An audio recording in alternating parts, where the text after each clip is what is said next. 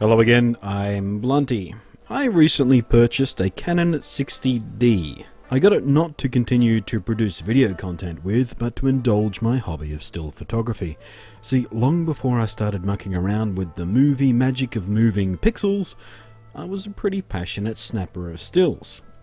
Suffice to say that I spent quite some time thoroughly researching the current crop of still camera options, considering DSLRs, mirrorless and micro four thirds systems, and even some of the mid to high-end ultra compacts. And I chose the 60D not for any big reason, but for many small reasons specific to what I needed and how I wanted to shoot.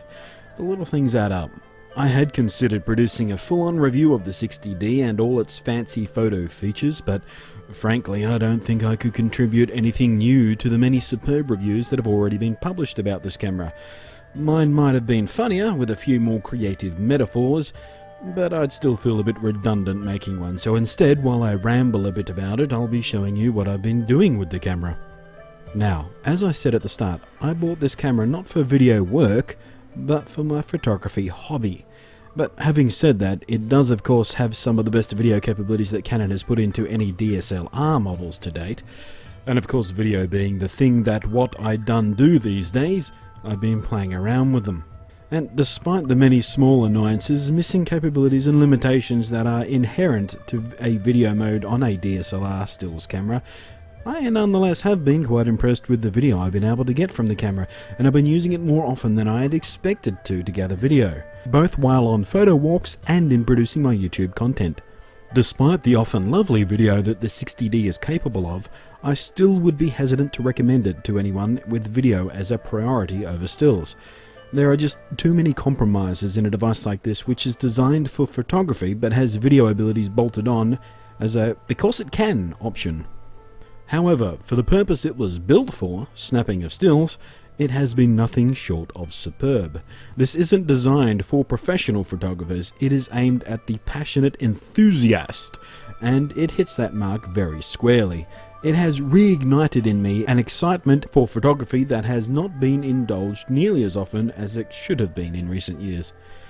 And most importantly, I'm having fun.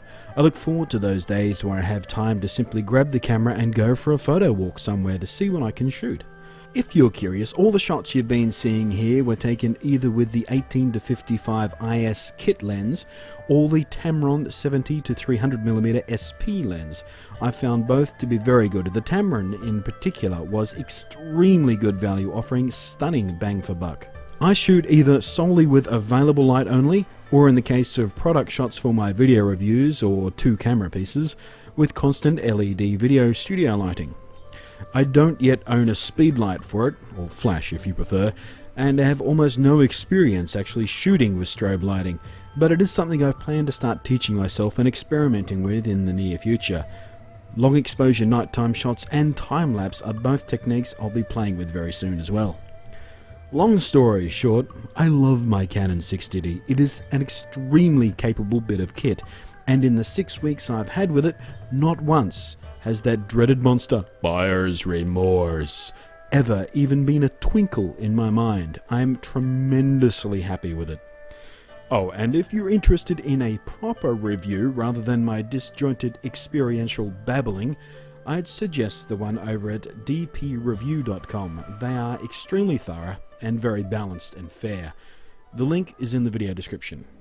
Thanks for watching, I'm Blunty, and I'll catch you next time.